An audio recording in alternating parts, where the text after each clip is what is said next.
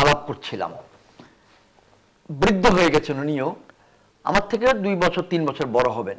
ওই রাত্রিতে তিনি বর্তমানে যিনি সাবেক বিমান বাহিনী প্রধান এয়ার ভাইস মার্শাল সুলতান বীরুত্তম, সুলতান মাহমুদ, উনি আরো 5-6 জন একটা গেরিলা টিম নিয়ে আমার বাড়ির থেকে, আমার গ্রামের বাড়ির থেকে, পৈতৃক ভিটা থেকে মাত্র 400 মিটার দূরে যে 132 কেভি সাবস্টেশন আছে, কাপ্তাই থেকে যে লাইনটা চট্টগ্রামে আসে তার সাবস্টেশন, সেটা উড়িয়ে দেওয়ার জন্য ওখানে গিয়েছিলেন এবং আংশিকভাবে সেটা উড়িয়ে দিয়েছিলেন, আক্রমণ করেছিলেন। গেরিলা দলের সদস্য যারা, তারা সবাই চাটগাইয়া ছিল, আশেপাশের থানার এবং হাটাদারির। একজন ছিলেন বাইরের, উনি হলেন সেই দলের নেতা এয়ার ভাইস মার্শাল সুলতান মাহমুদ। তখন উনি ছিলেন ফ্লাইট লেফটেন্যান্ট সুলতান মাহমুদ, পরে তিনি বীরুত্তম খেতাব পেয়েছেন, বাংলাদেশ বিমান বাহিনীর প্রধান হয়েছেন ইত্যাদি। কথাটা বলার পিছনে কারণ হলো, ওই সময় যারা সাম্পানে করে ওই রাত্রে যিনি ওনাদেরকে পার করেছিলেন নদীর ডাইন দিকের পার, রাউজান পার থেকে নদীর হাটাদারি পারে, আমার বাড়িতে হাটাদারি বুরুশচর গ্রাম, একদম আমাদের গ্রামের পাশেই, ওনার সঙ্গে দেখা এবং সাক্ষাৎ। যখন পাঁচের পোনা ধরে ওই মৌসুমে গেছি, ওই ভিড়ের মধ্যে আর কি, তখন উনি গল্প ছলে বললো, বাবা আমাকে ইব্রাহিম ভাই বদ্দা অনত মুক্তিযুদ্ধ তা ছিল না, আরো ছিলাম, মানে আমিও ছিলাম, আমরাও ছিলাম। তাই বললাম কোথায় ছিলেন, কি ছিলেন? তখন তিনি সেই গল্প বললেন। উত্তর মাদারসা গ্রামে আমি সেই বাড়িতে গেলাম, ওনার থেকে শুনে পরের দিন উত্তর মাদারসা বাড়িতে গেলাম, যে বাড়িতে এক রাত্রি আশ্রয় ছিলেন এই গরিলা টিম, তাদেরকে যারা খাইয়েছিলেন। উদ্দেশ্যটা আমাদের মুক্তিযুদ্ধে শুধু রণাঙ্গনের আমরা নই, যদিও আমরা একদম সম্মুখ সমরে বেয়নেটের সামনে, গুলির সামনে ছিলাম, কিন্তু আমাদের চতুর্পাশে পুরো জাতি ছিল। সেই ক্ষুদ্র অংশটি ছাড়া যারা মুক্তিযুদ্ধের বিরোধিতা করেছে, কেউ করেছে রাজনৈতিকভাবে, কেউ করেছে গোলাগুলি দিয়ে। তা আমি আজকে ডিসেম্বর মাসের 1 তারিখে মহান মুক্তিযুদ্ধের বিজয়ের মাসে সকলের প্রতি শ্রদ্ধা জানাচ্ছি, সকলের স্মৃতির প্রতি শ্রদ্ধা জানাচ্ছি। জিল্লুর ভাই, আমি রণাঙ্গনে ছিলাম, ভাই যেমন রাজনৈতিকভাবে ছিলেন, ব্যস্ত ছিলেন,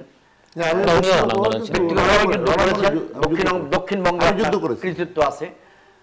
এই 1 তারিখে 31 তারিখ দিবাগত রাত্রের অবস্থানটা একটু বলি, যা স্মৃতিচারণ, আর তো কথা হয় না, এগুলা কথা খুব কমে গেছে।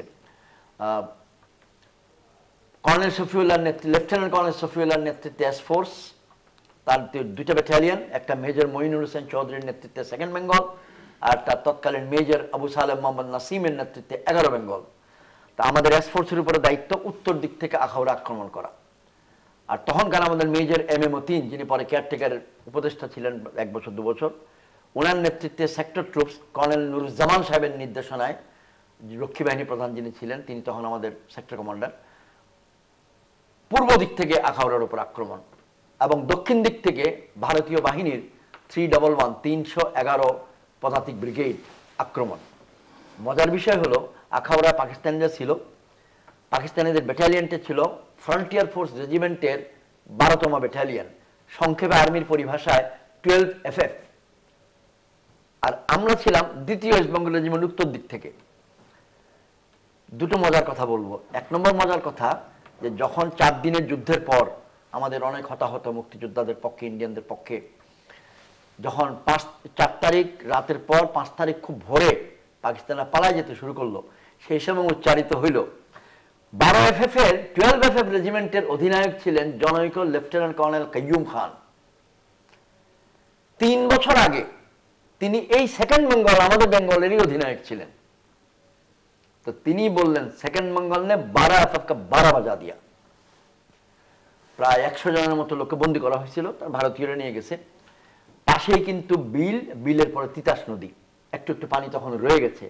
এই এফএফ ব্যাটারা তো বোঝে নাই যে এটা নদী না বিল, ভাবছে বিল পার হয়ে ভাগবে। বিল পার হইয়া যত গেছে, গভীরে গেছে, নদীতে পড়ে মারা গেছে, কিছু রেল লাইন দিয়ে চলে গেছে। দুটো মজার কথা হলো যে ও বেটা 12FF এর অধিনায়ক যাকে আমরা বন্দী করলাম, তিনি কিন্তু 3 বছর আগে আমাদেরই ছিল, কিন্তু উভয় পক্ষের মধ্যে যুদ্ধের সৌজন্য বজিয়ে রেখে সম্পর্ক ছিল, ইন্ডিয়ান, বাংলাদেশি এবং পাকিস্তানি ব্যাটালিয়ন। আর একটা মজার কাহিনী হলো যে 3 দিক থেকে আমরা তাদেরকে বুঝ রচনা করছি, একদিক কিন্তু খোলা ছিল, রেল লাইনটাও খোলা রাখা আছে। অর্থাৎ যে কোনো যুদ্ধে, সম্ভবত রাজনৈতিক যুদ্ধেও, শত্রুপক্ষের সম্মানজনক প্রস্থানের জন্য একটা রাস্তা রাখা হয়, যাতে করে সে যদি হতাহত বা ক্যাজুয়ালিটি কমানোর জন্য সিদ্ধান্ত নেয়, যে আমি সারেন্ডার করবো, ক্যাজুয়ালিটি কমুক, তাহলে আমার একটা সম্মানজনক। আপনি কিন্তু মুক্তিযুদ্ধের কথা বলে ওনার কথা রাজনৈতিক উত্তর, মানে রাজনৈতিক কথার উত্তর দিচ্ছেন আকার ইঙ্গিতে। না, আমি আকার ইঙ্গিতে দিব না, আমি যে ক্রমশ রাজনীতিবিদ হয়ে উঠছেন সেটি বোঝা গেছে। আপনাদের দোয়া, আপনাদের দোয়া কামনায় শাহজাহান ভাই, আপনার দোয়া কামনায় আমি একটা বই আপনাকে উপহার দিচ্ছি। বইটার নাম হচ্ছে জীবন সংগ্রামে জয়ী যারা। অর্থাৎ নোবেল প্রাইজ পাওয়ার দরকার নাই, প্রত্যেকটা গ্রামে, থানায়, উপজেলায় কোনো না কোনো এমন ভালো বাঙালি কিশোর তরুণরা আছে যারা অনেক ভালো কাজ করছে এবং এলাকাকে প্রভাবান্বিত করছে। এই বইটা আপনার জন্য এখানে রাখলাম, শোর পরে দিয়ে দিব। এখানে অনেকগুলো 55টা উদাহরণ আছে বাংলাদেশের তরুণ এবং কিশোরদের সফলতা। আর এই বইগুলো স্বাধীন বাংলাদেশ অবশ্যই, পার্বত্য চট্টগ্রাম শান্তি প্রক্রিয়া ও পরিবেশ পরিস্থিতির মূল্যায়ন, এটা পার্বত্য চট্টগ্রামের শান্তি প্রক্রিয়ার ইতিহাস, মাননীয় প্রধানমন্ত্রী শেখ হাসিনার নেতৃত্বে শান্তি চুক্তি 97 পরবর্তী পর্যন্ত। এটা হলো সমকালীন রাজনীতি ও রাজনৈতিক প্রসঙ্গ ও অন্যান্য, এটা একটা কলাম সংকলন, এটা জিল্লুর ভাইয়ের জন্য। রাসূলুল্লাহ সাল্লাল্লাহু আলাইহি সাল্লামের আমলের ইসলামের যুদ্ধগুলি, কেন তিনি যুদ্ধে যেতে বাধ্য হয়েছিলেন, কি রণনীতি অবলম্বন করেছিলেন, কি মানবাধিকার রক্ষা করেছিলেন, তার বিবরণ। আর এই দুটো হলো মিশ্র কথন, আমার লেখা সর্বশেষ বই, যেখানে আমার নিজের গল্প একটুখানি আর বাংলাদেশের গল্প 90 ভাগ, বাংলাদেশের গুরুত্বপূর্ণ অংশগুলি, কথাগুলো। এই বইগুলো জিল্লুর ভাইয়ের জন্য দিলাম। তাহলে এটা প্রমাণিত হলো যে আপনি আমার চাইতে জিল্লুরকে বেশি ভালোবাসেন। জিল্লুরকে বেশি ভালোবাসি কেন? জিল্লুর ভালোবাসার কারণে উভয় মিলিত। মিশ্র কথন বোধ আপনি ভুল করে দুটো আমাকে দিচ্ছেন কেন? একটা ইয়েকে দিয়ে দেবো, সবাইকে দিয়ে দেবো। মিশ্র কথন উনি আবার মিশানো জিনিস নিবে কিনা, ডাইরেক্ট জিনিস পছন্দ করবে। ঠিক আছে, আমরা যেখানে ছিলাম, যেখানে ছিলেন সেখান থেকে আমার বন্ধু লেফটেন্যান্ট বদিউজ্জামান সেখানে শহীদ হয়েছিল, তার প্রতি আমি উনি আপনাকে কম দিয়েছেন, কারণ আপনি তো আসলে ইতিহাস রচনা করেন আর আমরা ইতিহাস পড়ে বই পড়ে আলোচনা করি, সে কারণে। সেই গুলশান 2 নম্বর চক্করের কাছে ওনার হুঙ্কার তো আমি এখনো দেখছি, ওনার যে অবস্থান আর্মার্ড ভেহিকলের মতো বানানো গাড়ির উপরে। আমাদেরকে পড়তে হবে। থ্যাংক ইউ নারায়ণ ভাই, থ্যাংক ইউ। এই সমকালীন রাজনীতির বইটা একটু দিয়েন, আপনার যে বিশ্লেষণটা এটা আমার একটু দরকার। যেহেতু আপনি যেটা যে মানে আপনার বিএনপি চেয়ারপারসন অফিস ঘেরাওয়ের সেই ঘটনাটা বললেন, এই বইটা আমার একটু দরকার যে আপনি কি বিশ্লেষণ করেছেন এটা জানা। অনেকগুলি কলামের সংকলন, মিশ্র কথনটা সাপ্তাহিক ভিত্তিতে, সাপ্তাহিক ভিত্তিতে একটু উঁচু, সাপ্তাহিক ভিত্তিতে যে কলাম লিখি বিভিন্ন পত্রিকায়, সেগুলো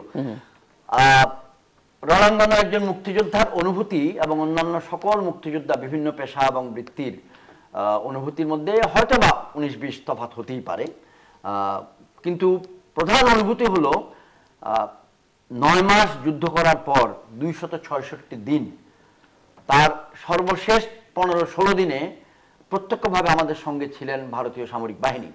তো আজকের এই দিনে ভারতীয় সেনাবাহিনীর যারা আঘাতপ্রাপ্ত হয়েছেন, ওয়ার ইনজিওর্ড, যারা যুদ্ধক্ষেত্রে প্রাণ দিয়েছেন, তাদের স্মৃতির প্রতি আমি সম্মান জানাবো। 17,000 এবং তাদের এক্সাক্ট ফিগারটা কোনো বইয়ের থেকে পাচ্ছি না, বিভিন্ন লেখকের বইয়ে আমরা বিভিন্ন ফিগার পাই। ফিগার থেকেও বড় গুরুত্বপূর্ণ হলো যে আপনি ফিগার নিয়ে তো আর শুধু তথ্য থেকে বড় হলো আপনার অন্তরের অনুভূতি, যে আমাদের দেশের স্বাধীনতার জন্য তারা রক্ত দিয়েছে, প্রাণ দিয়েছে, আমাদেরকে 1 কোটি শরণার্থীকে তখন স্থান দিয়েছে, আমাদেরকে সহযোগিতা সবকিছু করেছে। পরবর্তী ইতিহাস যাই হোক না কেন, আমরা 71-এর এই স্মৃতিটা, এই অনুভূতিটাকে সম্মান জানাবই।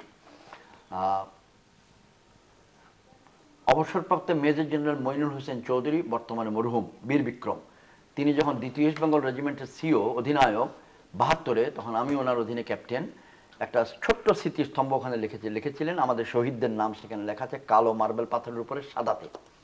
সেখানে উপর দিয়ে লেখা আছে একটা রাশিয়ান প্রবাদের ঔপন্যাসিকের উক্তি, বাংলা অনুবাদ করা, তোমরা ফিরে গিয়ে তাদেরকে বলিও তোমাদের আজকের জন্য আমরা, তোমাদের ভবিষ্যতের জন্য আমাদের বর্তমানকে আমরা ত্যাগ করেছি। We have sacrificed our today for yours tomorrow.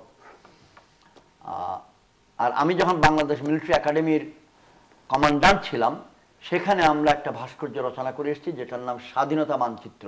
আমার প্রতি চ্যালেঞ্জ ছিল যে তুমি একমাত্র মুক্তিযোদ্ধা কমান্ডান্ট বাংলাদেশের আর্মির ইতিহাসে 1993 সালে এসেছো, তুমি কি রেখে যাবা?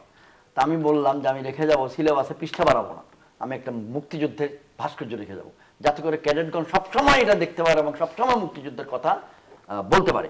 তো সেখানে এখন আমি 90 ভাগ কাজ করে এসেছিলাম, 10 ভাগ কাজ মাননীয় প্রধানমন্ত্রী শেখ হাসিনার আমলে যোগ হয়েছে। বঙ্গবন্ধুর ভাষণটা সেখানে মুদ্রিত করা হয়েছে মার্বেল পাথরে সরকারি পৃষ্ঠপোষকতায়, এবং সেখানে আমরা মনে করিয়ে দিই যে মুক্তিযোদ্ধাদের সঙ্গে মাটির কি সম্পর্ক ছিল। এই সবগুলো কথা বলার পিছনে উদ্দেশ্য আজকের তরুণ প্রজন্ম, আজকের কিশোর প্রজন্ম, তাদেরকে মনে করানো যে আমি যখন 22 বছরের তরুণ ছিলাম, শাহজাহান ভাই যখন 22 বছরের তরুণ ছিলেন, আমরা আজকে টেবিলে দুই দিকে বসতেই পারি, দুটি রাজনৈতিক দলের সদস্য হতেই পারি, কিন্তু মৌলিক কতগুলো জায়গায় আমাদেরকে একতাবদ্ধ থাকতে হবে। সেটা হলো আমরা যুদ্ধটা যেমন করেছিলাম এই বাংলাদেশের স্বাধীনতা অর্জনের জন্য, এই স্বাধীনতা রক্ষা করার জন্য চেতনাটা এক হতে হবে। এবং শুধু স্বাধীনতা নয়, স্বাধীনতা রাজনৈতিক স্বাধীনতা, তার সঙ্গে অর্থনৈতিক স্বাধীনতা, চিন্তার স্বাধীনতা, মানুষের উন্নত জীবন অধিকার পাওয়ার অধিকার, এগুলোকে রক্ষা করার জন্য আমাদেরকে সংগ্রাম করতে হবে। উনি একটি বাংলাদেশের অন্যতম বৃহৎ রাজনৈতিক দল, সর্ববৃহৎ বললাম না শাহজাহান ভাই, অন্যতম বৃহৎ রাজনৈতিক দল, কিন্তু জ্যেষ্ঠতম, বয়সে জ্যেষ্ঠতম রাজনৈতিক দলের অন্যতম প্রবীণ সদস্য, নেতৃস্থানীয় সদস্য। আমি নতুন একটি রাজনৈতিক দলের একজন কর্মী। তারপরে আমি বলবো যে বাংলাদেশ কল্যাণ পার্টি নবীন হতে পারে, ছোট হতে পারে, কিন্তু আমাদের লক্ষ্যবস্তুটা বড়। সেই লক্ষ্যবস্তুটা হলো এই যে আমরা বাংলাদেশের মানুষের জন্য সেই মুক্তিযুদ্ধের আকাঙ্ক্ষা বা চেতনাটাকে স্থাপন করতে চাই। এ কথাটা আজকে বিশেষভাবে বলার অনুমতি আপনাকে এখনই দিচ্ছি, এজন্য যে আজকে 1 তারিখ ডিসেম্বরের বা প্রথম সপ্তাহে আমরা আছি। ডিসেম্বরের 4 তারিখ হলো বাংলাদেশ কল্যাণ পার্টির প্রতিষ্ঠা বার্ষিকী, আর 5 তারিখ আমরা একটা সুন্দর ফাংশন ইনশাআল্লাহ করব, আমি আপনাকে আলোচনা সভা করব। মিস্টার শাহজাহান খান, আপনি বলবেন দোয়া এবং শুভেচ্ছা, আপনি বলবেন উনি যেরকম স্মৃতিচারণ করলেন, এবং আপনি এটি রাজনৈতিক পরিবারে আপনার বাবার রাজনৈতিক ইতিহাস এবং মুক্তিযুদ্ধকে যারা সংগঠিত করেছে, মুক্তি সংগ্রামের একজন সামনের সারির মানুষ ছিলেন, এবং আপনি অস্ত্র হাতে যুদ্ধ করেছেন। সো আপনারও, আমি এখন তো অনেক তরুণ